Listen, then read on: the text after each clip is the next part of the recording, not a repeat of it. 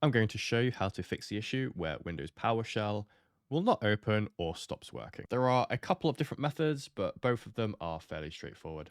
So the first thing we're going to do is open up your search bar, type in CMD, and then right click on command prompt, then click run as administrator. From here, you just want to type in start space PowerShell, then press enter and see if it opens it up like this. If this didn't work, type in sfc space / scan now and then press enter. This will verify all of Windows files, and if PowerShell is corrupted in some way, it should fix the issue. After verification, if it's still not working, the last option is opening up search again, typing in Microsoft Store, then opening the Microsoft Store. Using the search box at the top, type in PowerShell, and you want to find the one that looks like this. So this is an official PowerShell application that is made by Microsoft and is just an alternative way of being able to issue PowerShell commands.